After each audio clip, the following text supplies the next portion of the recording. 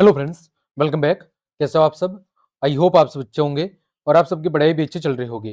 तो प्यारे विद्यार्थियों, प्रखर हिंदी कार्यपुस्तिका कक्षा 8 की सीरीज में आज हम बात करेंगे कार्यपत्रक 1 से लेकर कार्यपत्रक 10 की। पिछली क्लास में हमने आपके कार्यपुस्तिका की शुरुआत की थी, जिसमें ओसीआर आधारित प्रारंभिक मूल्यांकन 1 को हमने सॉल्व करा दिया है। वो सब क्लासेस आप चैनल की प्ले लिस्ट पर जाकर आराम से देख सकते हैं। तो चलिए क्लास हम शुरू करते हैं। देखें, कार्यपत्रक 1 में सीखेंगे पठित सामग्री का विश्लेषण कर पाना, यानी जो भी चीजें आपके सामने दी हुई है उसको अच्छे से पढ़ना है और फिर उसका विश्लेषण करना है। पहला प्रश्न है, दिए गए वाक्यों का स्थिति के अनुसार मिलान कीजिए। जो वाक्य दिए गए हैं उनका स्थिति के अनुसार आपको क्या करना है? मिलान करना है। तो देखें, हम मिलान कैसे करेंगे। पहला है जैसे क, आशा आज बीमार है। यदि वह बीमार है तो उसे किसके पास जाना चाहिए? डॉक्टर के पास जाना चाहिए।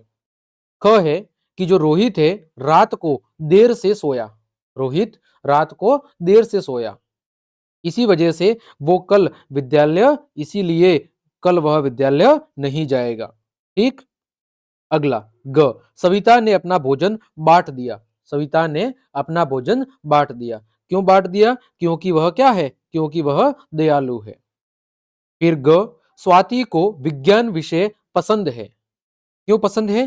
क्योंकि उसको बड़ा होके क्या बनना है? वैज्ञानिक बनना है। फिर ड, जानवरों की आवाजें सुनकर, जानवरों की आवाजें सुनकर जो गरिमा नाम की लड़की है वो बहुत ही डरी हुई है। तो आपको उचित वाक्य का स्थिति के अनुसार मिलान करना था। दूसरा, दिए गए वाक्यों को पढ़कर अर्थपूर्ण शब्द पर सही का आपको क्या लगाना है? निशान लगाना है। ये घंटियां कितनी सुंदर है। तो घंटियां कहां पर बजती है? मंदिरों के अंदर। ख है, देखते नहीं मैं ही पत्थर को तराश रहा हूं। तो पत्थर को तराशने का काम कौन करता है? मूर्तिकार करता है। ग, पैदल चलने वाले को बहुत दिक्कतों का सामना करना पड़ता है। ये कौन कह सकता है? एक यात्री, क्योंकि पैदल चलने वाले व्यक्ति को यात्री कहते हैं। घ, व्यक्ति जो सदैव असफल होते हैं वो कैसे होते हैं? आलसी व्यक्ति होते हैं। ड, उससे फल नहीं खाया गया। क्यों नहीं खाया गया? क्योंकि फल क्या था? फल आपका कड़वा था। ठीक। ये था आपका कार्यपत्रक 1। आगे बात करें कार्यपत्रक 2 की।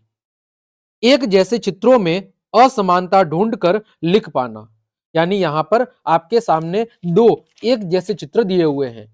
आपको बताना है कि दोनों चित्रों के अंदर क्या अंतर है। नीचे दिए गए दोनों चित्रों में से चित्रकार से बनाते समय कुछ अंतर रह गए हैं। आप उनमें से कोई 10 अंतर ढूंढ कर क्या करना है? आपको गोला बनाना है ना। तो यहां पर देखो, आपके सामने कितने चित्र हैं? 2 चित्र हैं। एक चित्र ये ऊपर वाला है और एक चित्र ये वाला है ना। तो देखो यहां पर क्या क्या अंतर है दोनों के अंदर। तो यहां पर मैं गोला कर लेता हूं। पहला अंतर है, देखो कि यहां पर ये सूर्य की जो किरणें दिख रही हैं, ये सूर्य की किरणें हैं, लेकिन दूसरे चित्र के अंदर सूर्य की किरणें यहां पर नहीं है। पहला अंतर ये हो गया। फिर देखो दूसरा अंतर, यहां पर सूर्य और इस लड़की के बीच ये क्या है? एक पोल है। ठीक है, ये पहला अंतर।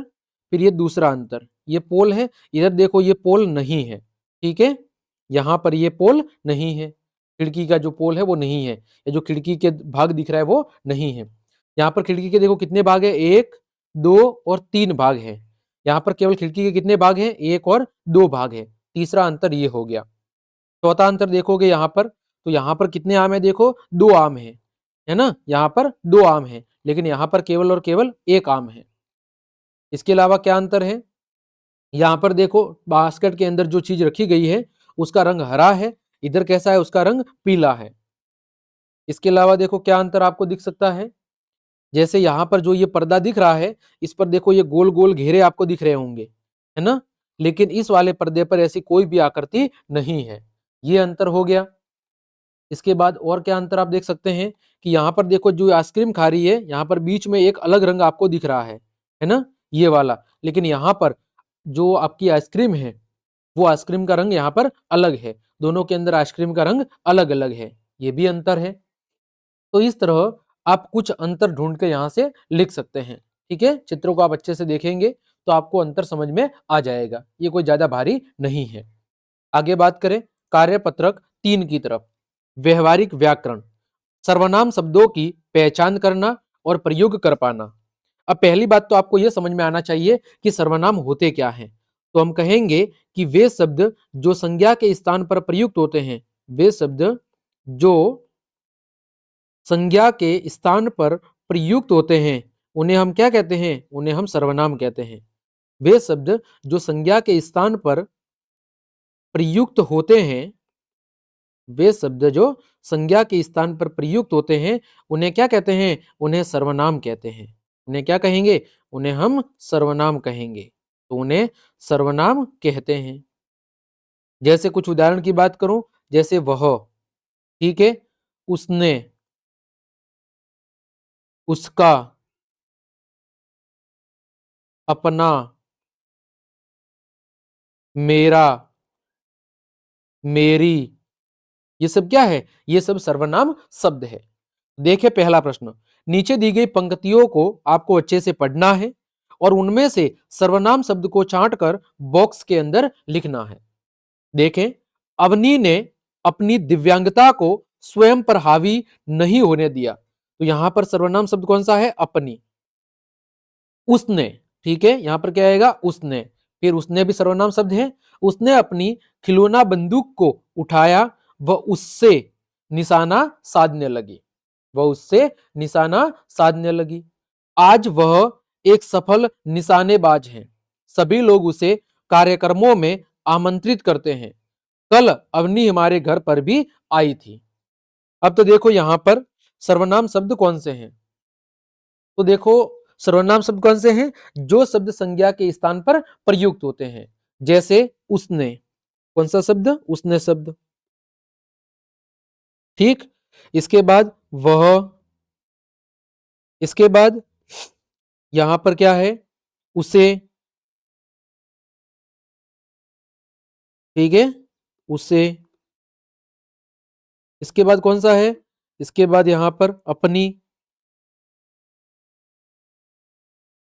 तो यहां पर देखो अपनी, फिर स्वयं, फिर उसने हो गया, उससे हो गया,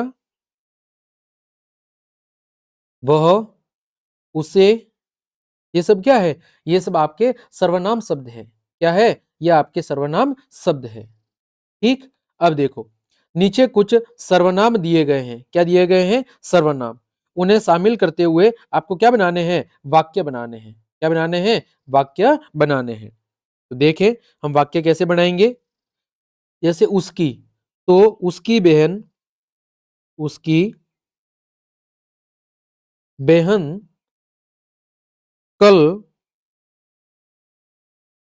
यहां आई थी। उसकी बहन कल यहां आई थी। फिर वह बहुत होशियार है। वह बहुत होशियार है। ठीक है, अगला वाक्य, यहां, यहां मेरा पेन रखा था। यहां मेरा पेन रखा था। फिर अगला, सुमन, सुमन यह, यह तुम्हारा वही कुर्ता है। यह तुम्हारा वही कुर्ता है जो उस दिन तुमने पहना था। जो उस दिन तुमने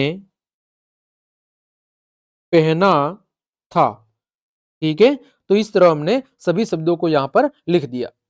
आगे देखो, रिक्त स्थान में उचित सर्वनाम का प्रयोग करिए। रिक्त स्थान में उचित सर्वनाम का प्रयोग करिए। ठीक है, देखो, मीना दौड़ने की प्रतियोगिता में हिस्सा लेने के लिए दिल्ली गई। उस प्रतियोगिता में उसका, उस प्रतियोगिता में उसका प्रदर्शन शानदार रहा। उसे, उसे एक स्वर्ण और 2 कांस्य पदक मिले। वहां अन्य राज्यों से भी लड़कियां आई थी। उनमें से उनमें से कुछ लड़कियों से मीना की अच्छी दोस्ती हुई। महाराष्ट्र से आई सीनू और कर्नाटक से आई कावेरी मीना के साथ थी। फिर वे दोनों अलग अलग भाषाएं बोलती थी। उनमें, ठीक है, उनमें दोनों हिंदी जानती थी, पर उनकी उनकी हिंदी कुछ अलग थी, जिसे जिसे समझने में मीना को थोड़ा समय लगा। मीना ने उनकी भाषा के कुछ शब्द भी सीख लिए। एक दूसरे को चिट्ठी लिखने का वादा करके सब अपने घर वापस लौटे। तो हमने यहाँ पर उचित सर्वनाम शब्दों का यहाँ पर उपयोग कर लिया है। आगे बात करें कार्यपत्रक 4 की, व्यवहारिक व्याकरण, क्रिया शब्दों को पहचानना और लिख पाना। देखो क्रिया क्या होती है, तो वे शब्द जिनसे किसी कार्य के करने अथवा होने का बोध होता है। क्रिया किसे कहते हैं, वे शब्द जिनसे जिनसे किसी कार्य के करने अथवा होने का बोध होता है। वे शब्द जिनसे किसी कार्य के करने अथवा होने का बोध होता है उन्हें हम क्रिया कहते हैं। जैसे लिखना, लिखने से क्या बोध हो रहा है कि काम क्या किया जा रहा है, लिखने का कार्य किया जा रहा है। फिर पढ़ना, सुनना,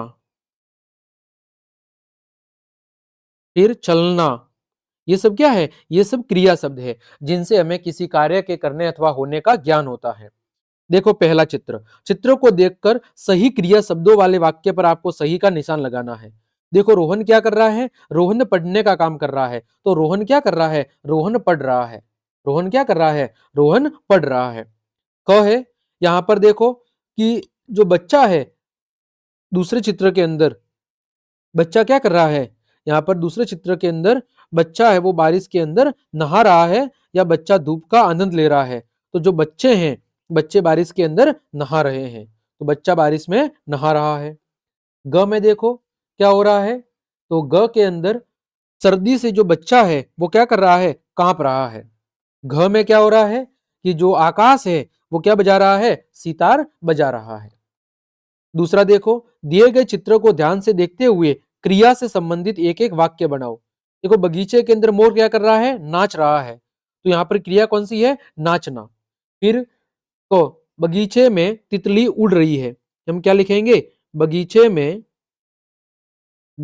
में तितली उड़ रही है, तो तितली द्वारा कौन सा काम किया जा रहा है, उड़ने का काम किया जा रहा है, तो यहाँ पर क्रिया कौन सी है, उड़ना है। ठीक, आगे देखो ख, बगीचे में चिड़िया बैठी है, क्या कहेंगे, बगीचे में चिड़िया बैठी है, तो यहाँ पर चिड़िया के द्वारा कौन सा कार्य किया जा रहा है, बैठने का। बगीचे में चिड़िया बैठी है, ठीक है, तो यहाँ पर उड़ना क्रिया है, यहाँ पर बैठना क्रिया है। ग में देखो क्या है, बगीचे में फूल खिल रहे हैं, बगीचे में फूल खिल रहे हैं, तो यहाँ पर क्रिया कौन सी है, खिलना। ठीक है, अगला देखो घ, लड़की रस्सी कूद रही है, हम क्या लिख सकते हैं कि जो लड़की है वो क्या कर रही है, वो रस्सी कूद रही है। लड़की क्या कर रही है, लड़की रस्सी कूद रही है, तो यहां पर क्रिया कौन सी है, कूदना क्रिया है। तीसरा, दिए गए शब्दों का क्रिया से मिलान करो। लोभ की क्रिया क्या होगी, लुभाना। दुख की क्या होगी, दुखाना। झूठ की क्या होगी, जुठलाना। खेल की क्या होगी, खिलाना। और थर थर की क्या होगी, थर थराना। जीत की क्या होगी, जीतना। पानी की क्या होगी, पीना। चल की क्या होगी, चलना। झूला की क्या होगी, झूलना। पढ़ की क्या होगी, पढ़ना। तो हमने इस तरह उचित क्रिया से मिलान कर दिया। आगे बात करें कार्यपत्रक 5, व्यवहारिक व्याकरण, क्रिया विशेषण शब्दों को पहचान कर लिख पाना। देखो क्रिया विशेषण यानी वे शब्द जो क्रिया की विशेषता बताते हैं, ठीक है, वे शब्द जो क्रिया की क्या बताते हैं, विशेषता बताते हैं। विशेषण क्या होते हैं, जो शब्द संज्ञा या सर्वनाम की विशेषता बताते हैं। और क्रिया विशेषण किसे कहते हैं, वे शब्द जो क्रिया की विशेषता बताते हैं, वे शब्द जो क्रिया की क्या बताते हैं, क्रिया की विशेषता बताते हैं। वे शब्द जो क्रिया की विशेषता बताते हैं उन्हें क्या कहेंगे, हम क्रिया विशेषण कहेंगे। देखो पहला प्रश्न, दिए गए वाक्यों की क्रियाओं के सामने विशेषण लिखकर वाक्य को दोबारा लिखिए। तो देखें, जैसे बच्चा दूध पीता है, क्रिया कौन सी है, पीना। अब पीना की हमें कुछ ना कुछ विशेषता बतानी है। जैसे बच्चा धीरे धीरे दूध पीता है, तो यहां पर पीना क्रिया थी, क्रिया की विशेषता क्या है कि वो धीरे धीरे पी रहा है। तो जो शब्द क्रिया की विशेषता बताते हैं वो क्या है, क्रिया विशेषण। तो यहां पर जो आपका धीरे धीरे शब्द है वो कौन सा शब्द है, क्रिया विशेषण है। ख है, गाय घास चरती है, गाय घास चरती है। तो यहां पर मैं क्या लिख सकता हूं कि जो गाय है, क्या लिखूंगा कि जो आपकी गाय है वो धीरे धीरे घास चरती है, गाय धीरे धीरे घास चरती है। तो यहां पर धीरे धीरे क्या हो गया, क्रिया विशेषण हो गया। बच्चा सोता है, बच्चा सोता है, तो मैं क्या लिख सकता हूं कि बच्चा शांति से सोता है, बच्चा शांति से सोता है। तो यहां पर सोने की विशेषता क्या है, शांति। वह गाता है, वह मधुर गाता है। तो वह गाने की विशेषता क्या है कि वह मधुर गाता है। तो मधुर शब्द क्या है, क्रिया विशेषण है। फिर नदी बहती है, तो लिखेंगे नदी तेज बहती है, नदी तेज बहती है। तो तेज क्या हो गया, क्रिया विशेषण हो गया। नदी तेज बहती है या तेज गति से बहती है, ऐसे भी आप लिख सकते हैं। दूसरा, दिए गए क्रिया शब्दों से आपको क्या बनाना है, वाक्य। जैसे गाना, कोयल सुरीला गाती है। फिर उठना, क्या उठना, तो सुमन जल्दी उठती है, सुमन जल्दी उठती है। फिर अगला, हंसना, कौन सी क्रिया है, हंसना। तो कविता हंस रही है, क्या लिख सकते हैं, कविता हंस रही है। फिर आगे लिखना, सुमन कविता लिख रही है, सुमन कविता लिख रही है।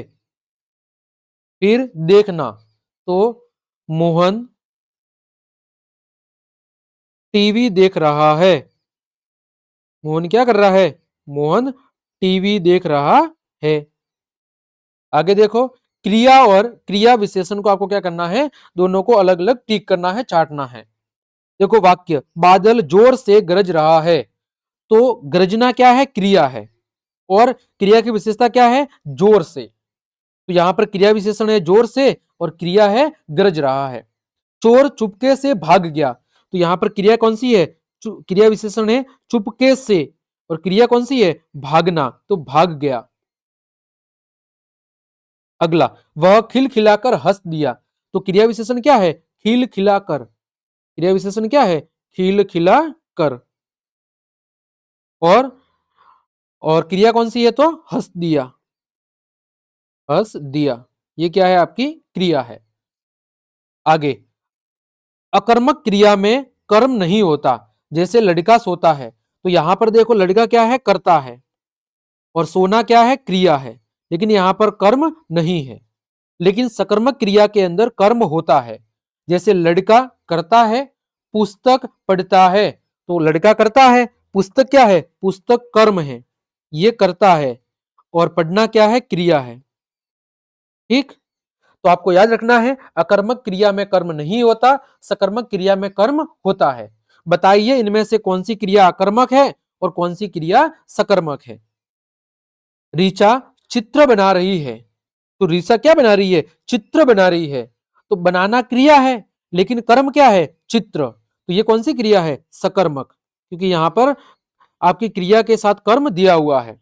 मनु पानी भरता है, तो भरना क्रिया है, लेकिन क्या भर रहा है, पानी भर रहा है, तो यहां पर भी कर्म दिया हुआ है। नवीन दौड़ता है, अब दौड़ता है ये क्रिया है, लेकिन कर्म नहीं है, तो यहां पर कौन सी क्रिया है, अकर्मक। फिर मैं गाता हूं, तो गाना क्रिया है, लेकिन यहां पर कर्म नहीं है। फिर चिड़िया उड़ रही है, तो चिड़िया उड़ने का काम कर रही है, ये क्रिया है, लेकिन यहां पर कर्म नहीं है। तो जब क्रिया के साथ कर्म नहीं होता तो वो अकर्मक क्रिया होती है, और जब क्रिया के साथ कर्म दिया होता है तो वो सकर्मक क्रिया होती है। आगे बढ़े। कार्यपत्रक 6, गद्यांश अथवा पद्यांश को पढ़कर समझ के साथ प्रश्नों के उत्तर दे पाना। देखें, आपके सामने एक कविता दी हुई है या पद्यांश दिया हुआ है। आंधी आई जोर शोर से, डाले टूटी है जकोर से, उड़ा घोंसला अंडे फूटे, किससे दुख की बात कहेगी, अब ये चिड़िया कहाँ रहेगी, हमने खोला अलमारी को, बुला रहे हैं बेचारी को, पर वो चींची करती है, घर में तो वो नहीं रहेगी, घर में पेड़ कहाँ से लाए, कैसे यह घोंसला बनाए, कैसे फूटे अंडे जोड़े, किससे ये सब बात कहेगी। तो इस कविता का एक उचित शीर्षक क्या होगा? तो क्या शीर्षक हो सकता है? चिड़िया की पीड़ा। क्या लिख सकते हैं? चिड़िया की पीड़ा। चिड़िया की पीड़ा, या कह सकते हैं चिड़िया का दुख। आंधी आने के बाद क्या हुआ? तो हम कहेंगे कि आंधी आने के बाद चिड़िया का जो घोंसला था वो क्या हो गया? टूट गया, और उसके अंडे भी फूट गए। तो हम लिखेंगे कि आंधी आने के बाद, क्या लिखेंगे? आंधी आने के बाद चिड़िया का चिड़िया का घोंसला क्या हो गया? उड़ गया। चिड़िया का घोंसला उड़ गया, एवं उसके अंडे क्या हो गए? उसके अंडे टूट गए, और उसके अंडे टूट गए। ठीक। आगे तीसरा, चिड़िया के लिए अलमारी क्यों खोली गई होगी? चिड़िया के लिए अलमारी क्यों खोली होगी? तो हम लिखेंगे ताकि चिड़िया ताकि चिड़िया अपना नया घोंसला अपना नया घोंसला उसके अंदर बना सके। ताकि चिड़िया अपना नया घोंसला अलमारी के अंदर बना सके। अलमारी के अंदर बना सके। ठीक। आगे चौथा, जब आंधी आती है तो आप क्या क्या करते हैं?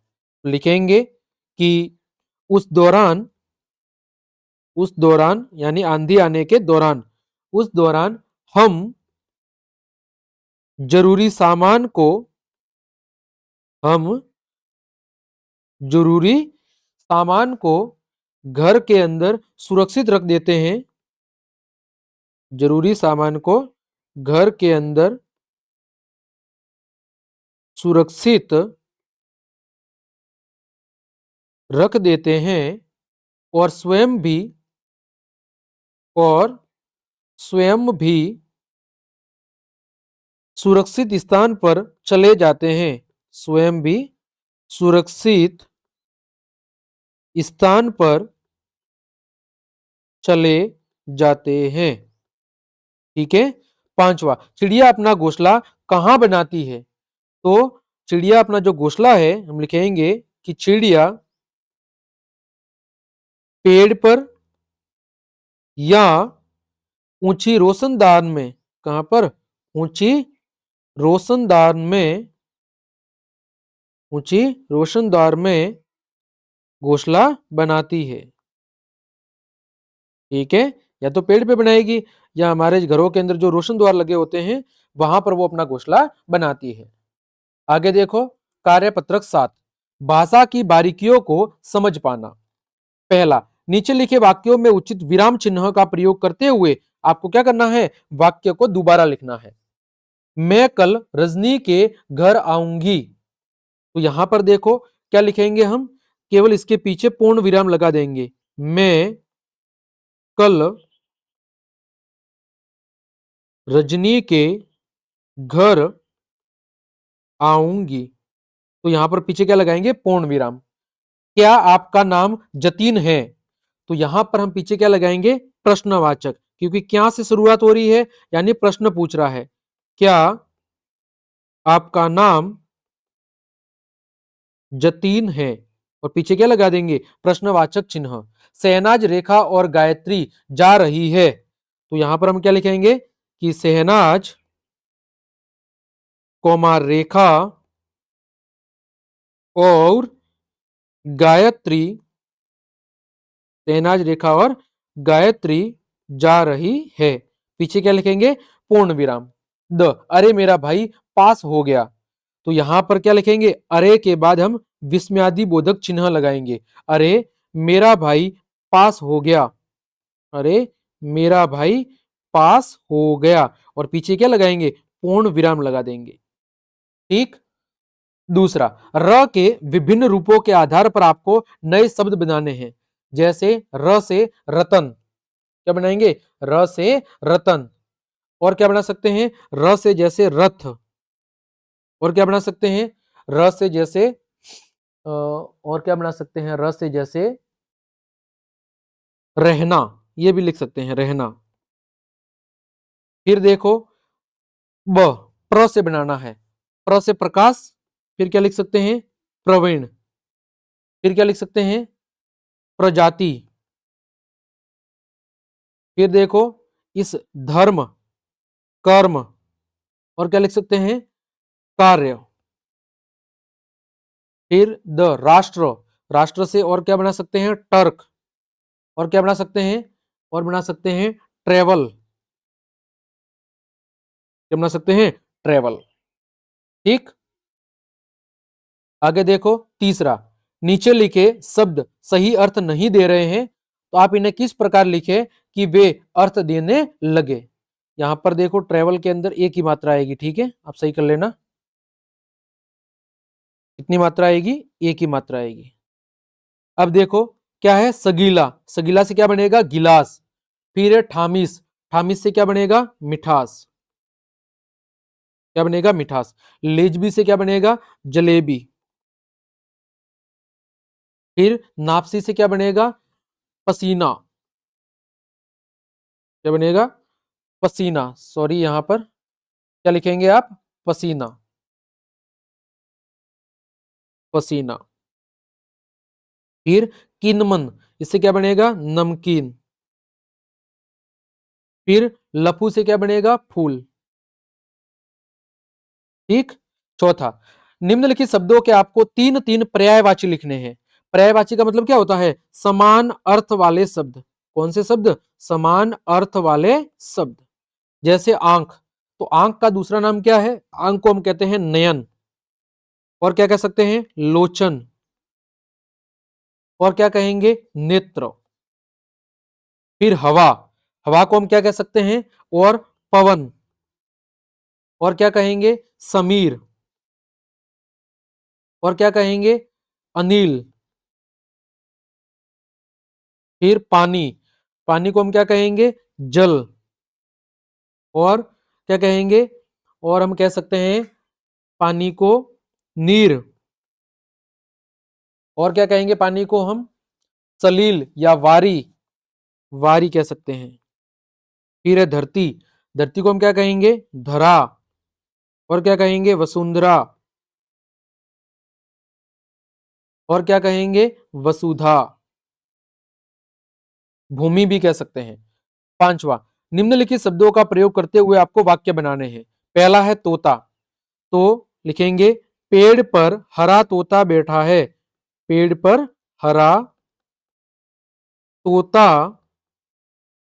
बैठा है। दूसरा, सितार, तो सितार के लिए हम क्या कह सकते हैं?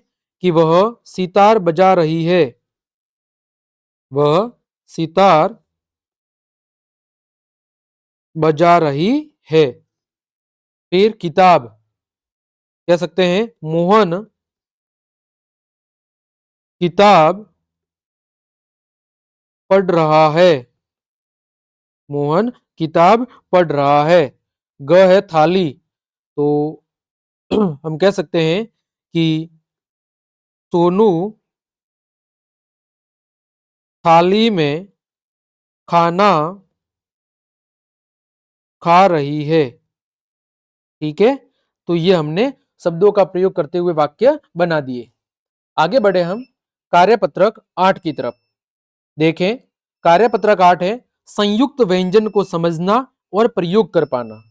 संयुक्त व्यंजन का मतलब क्या है? कि जब दो या दो से अधिक व्यंजन मिलकर एक नया शब्द बनाते हैं, ठीक है, तो जब दो या दो से अधिक व्यंजन आपस में मिलते हैं तो उसे हम क्या कहते हैं? संयुक्त व्यंजन कहते हैं। देखो, दिए गए शब्दों से संयुक्त व्यंजन को आपको अलग करके लिखना है। जैसे गुस्सा, गुस्सा में संयुक्त व्यंजन क्या है? रस्सा। फिर है अब्बा, अब्बा में संयुक्त व्यंजन क्या है? आधा ब और बा, बब्बा। फिर लस्सी में क्या है? रस्सी। फिर चक्कर में क्या है? तो क। सच्चा में क्या है? सच्चा। फिर टट्टू में क्या है? तो ट और टू। फिर मक्का में क्या है? आधा क और पूरा क। ध्वज में क्या है? आधा ध और व। मच्छर में क्या है? आधा च और च। दूसरा, दिए गए संयुक्त अक्षर का प्रयोग करते हुए चार चार आपको नए शब्द बनाने हैं। जैसे अक्ष, त्र, ज्ञ और स्र। ये क्या है? संयुक्त अक्षर है, यानी दो या दो से अधिक अक्षर मिलकर इन शब्दों का निर्माण करते हैं। जैसे अक्ष से शिक्षा, क्षत्रिय, दीक्षा और भक्षक। अब हमें किससे बनाना है? ज्ञ से। ज्ञ से हम क्या बना सकते हैं? देखो, ज्ञ से हम बना सकते हैं ज्ञान। क्या बनाएंगे? ज्ञान। फिर क्या बनाएंगे? ज्ञात। फिर क्या बनाएंगे? ज्ञानी। और फिर क्या बना सकते हैं? विज्ञान। तो ये किस पर हो गए? ज्ञ पर। फिर है त्र, त्र से क्या बना सकते हैं? मित्र, नक्षत्र। और क्या बना सकते हैं? शत्रु। और क्या बना सकते हैं? और बना सकते हैं त्रिभुज। ठीक। फिर है श्रव, श्रव से क्या बना सकते हैं? जैसे श्रेय। फिर श्रमिक। फिर मिश्र। और क्या बना सकते हैं? और बना सकते हैं जैसे श्रव्य। तीसरा, दिए गए संयुक्त व्यंजन का प्रयोग करते हुए आपको नए शब्द बनाने हैं। ठीक है। जैसे यहां पर है रम, तो जैसे गरम। फिर इसी तरह क्या होगा? नरम। फिर क्या होगा? इसी तरह हम कह सकते हैं कि सरम। फिर करम। फिर धर्म। फिर अगला है कका, तो जैसे हक्का। फिर मक्का, पक्का, चक्का। और इसी तरह ये चक्का भी आप लिख सकते हैं। ठीक है। ये शब्द हो जाएंगे आपके क का पे। फिर है प्र, तो प्र पे प्रकार। फिर प्रकाश। फिर प्रदीप। फिर प्रवेश। इसके बाद प्रस्तुत। आगे द्व, तो द्वार। फिर द्व से क्या हो सकता है? द्वद्व। इसके बाद क्या हो सकता है? द्वार। इसके बाद क्या हो सकता है? द्वारका या द्वारिका। इसके अलावा क्या हो सकता है? इसके अलावा हम कह सकते हैं कि दो से क्या हो सकता है? द्वेष। क्या हो सकता है? द्वेष। ठीक है। आगे देखो चौथा, निम्नलिखित शब्दों से संयुक्त व्यंजन और द्वित्व शब्दों वाले व्यंजनों को अलग अलग करके क्या करना है? आपको लिखना है। यहाँ पर संयुक्त व्यंजन वाले कौन से हैं और द्वित्व व्यंजन जिसमें दो व्यंजन एक साथ प्रयुक्त हुए हैं। देखो, संयुक्त व्यंजन जैसे गुब्बारा। ठीक है। इसके बाद बच्चा। फिर कच्चा। इसके बाद लड्डू। द्वित्व व्यंजन कौन से हैं? श्रमिक। इसके बाद क्षमा। जो संयुक्त व्यंजन से बने हैं, पत्रिका और आपका श्रम। ठीक। आगे बात करें, प्रश्न संख्या 5, निम्नलिखित शब्दों का वर्ण विच्छेद कीजिए। जैसे पहला थर्मस का दिया हुआ है और मैं किसका करना है? सुमन का करना है। तो कैसे करेंगे? सुमन का, यहां पर स, फिर किसकी मात्रा है? ऊ की मात्रा है। फिर म, फिर अ की मात्रा है। फिर न, और किसकी मात्रा आएगी? अ की मात्रा। फिर क्या है? थेला, तो क्या होगा? थ, थ के साथ किसकी मात्रा होगी? ए की मात्रा, फिर ल और किसकी मात्रा होगी? आ की मात्रा। फिर क्या है? सर्म, तो स, फिर अ, फिर आपका र, फिर आपका म और फिर आपका अ। फिर है स्वाद, तो पहले क्या होगा? सड़क वाला श, फिर व के बाद आ की मात्रा, फिर द आधा द और अ की मात्रा। ठीक है, ये हो गया आपका कार्यपत्रक 8। आगे बात करें कार्यपत्रक 9 की, व्यवहारिक व्याकरण, विलोम शब्दों का प्रयोग कर पाना। विलोम शब्द का मतलब क्या होता है? विपरीत अर्थ वाले शब्द। कौन से शब्द? विपरीत अर्थ वाले शब्द, यानी उल्टे अर्थ वाले शब्द। जैसे दिन है तो दिन का क्या होगा? रात। माता है तो क्या होगा? पिता। भाई है तो क्या होगा? बहन। तो जो विपरीत अर्थ वाले शब्द होते हैं उनको क्या बोलते हैं? विलोम शब्द। देखो पहला, नीचे लिखे वाक्यों में रेखांकित शब्दों का विलोम शब्द लिखकर वाक्य को पुनः लिखना है। यानी जिस शब्द के नीचे अंडरलाइन की गई है उसका विलोम शब्द लिख के उस वाक्य को आपको दोबारा लिखना है। जैसे मैं रात में स्कूल नहीं जाऊंगा, तो रात का विलोम शब्द क्या होगा? दिन। तो क्या लिखेंगे? मैं दिन में स्कूल नहीं जाऊंगा। मैं दिन में स्कूल नहीं जाऊंगा। ठीक है, आगे देखो ख, मेरे घर के सामने बगीचा है। तो सामने का विलोम शब्द क्या होगा? पीछे। मेरे घर के पीछे, मेरे घर के पीछे क्या है? बगीचा है। तो सामने का विलोम शब्द क्या हो गया? पीछे। ग, मेज के ऊपर फोन रखा है। तो ऊपर का विलोम शब्द क्या होगा? नीचे। तो मेज के नीचे फोन रखा है। मेज के नीचे फोन रखा है। आगे देखो ग, यह चाय बहुत ही गर्म है। तो इसका क्या होगा? कि यह चाय बहुत ही ठंडी है। यह चाय बहुत ही ठंडी है। ठीक, आगे बात करें दूसरा, नीचे लिखे वाक्यांश के लिए एक शब्द लिखो। जो खेती का काम करता है उसे हम क्या बोलते हैं? कृषक बोलते हैं, यानी किसान बोलते हैं। जो मरीजों को देखता है उसे क्या बोलते हैं? हम डॉक्टर बोलते हैं या चिकित्सक बोलते हैं। जो बच्चों को पढ़ाता है उसे हम क्या बोलते हैं? अध्यापक बोलते हैं या शिक्षक बोलते हैं। जो विदेश में रहता है उसको हम क्या बोलते हैं? विदेशी बोलते हैं। क्या बोलते हैं? विदेशी। अगला, रेखांकित शब्दों के विलोम शब्दों का रिक्त स्थान में प्रयोग करो।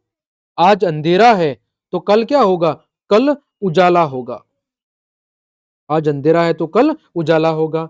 रेतीले इलाकों में सर्दी और गर्मी दोनों बहुत होती है। सूर्य पूर्व में उदय होता है और पश्चिम में क्या होता है? अस्त होता है। चौथा, दिए गए शब्दों का विपरीत अर्थ लिखकर वाक्य में प्रयोग करो। देखो दुख का क्या होगा? दुख का विलोम शब्द होगा सुख। क्या होगा? सुख। अब में क्या लिखना है? वाक्य। तो लिखेंगे कि जीवन में सुख दुख आते जाते रहते हैं। जीवन में सुख दुख, जीवन में सुख दुख आते रहते हैं। जीवन में सुख दुख आते रहते हैं। फिर चलते चलते, कसका क्या होगा विलोम शब्द? रुकते रुकते। क्या होगा? रुकते रुकते। अब वाक्य क्या बनाएंगे? कि हमारी बस रुकते रुकते चल रही थी। हमारी बस रुकते रुकते चल रही थी। फिर खुली आंखों, तो इसका विलोम शब्द क्या होगा? बंद आंखों। क्या होगा? बंद आंखों। वाक्य क्या बनेगा? कि वह बंद आंखों से रास्ता पार कर सकता है। वह बंद आंखों से, वह बंद आंखों से रास्ता पार कर सकता है। ठीक है, फिर है अध भूखा। तो इसका क्या होगा? अध भूखा का होगा पूरा भूखा। क्या होगा? पूरा भूखा। तो उसने